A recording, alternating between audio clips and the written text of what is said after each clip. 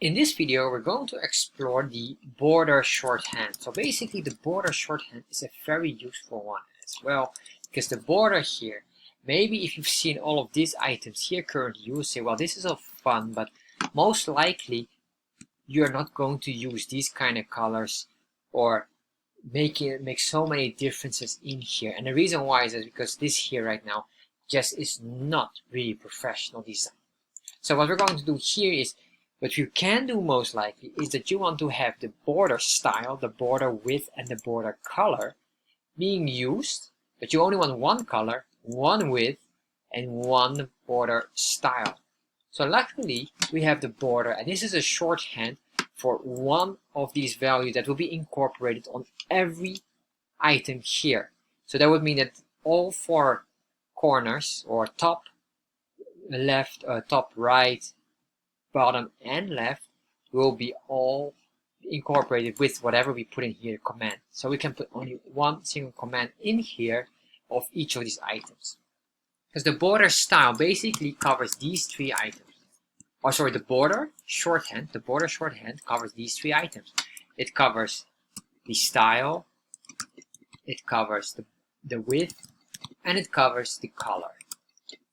So what we can do here basically is put in the items here without having all of these here and instantly get them all. So let's start and look at it. So we have, for example, the style. We want a solid border.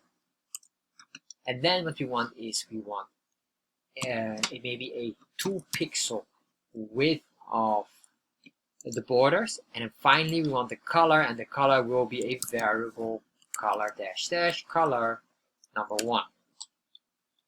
So the order here does not matter much. So let's comment out all of these. Well, that doesn't work because we have too many comments here. I'm going to remove all of those. Alright, so you can see here now we have comment out all of these. I'm going to remove this text here because that's not necessary for CSS. Can I read that? Now we have this here. So basically what you can expect now, every side of the border will have a solid line that has a 2 pixel width with the blue color indicated here. So let's save this, refresh, and I'm not sure if this is a blue color. I thought it was blue, but I think it's probably adjusted. Yeah, so let's give this a more closer to red color. I think this is a red color. If we refresh, we can see now we have one color, we have everywhere 2 pixels. It's a solid line here, and if you have a hard time to see it, it's quite hard to see. Let's make the solid line 3 pixels in width, so you will see it, or 5 pixels, so you will see it very clearly. Once you refresh, there you are. And this is really how you can work with it. And now you have the borders here. Most often you probably use a 1 pixel border. This is basically how we do it. And this is really the most useful one out of all of them. If ever you want borders somewhere else, which can be used something like a top border or bottom border, you can assign them individually.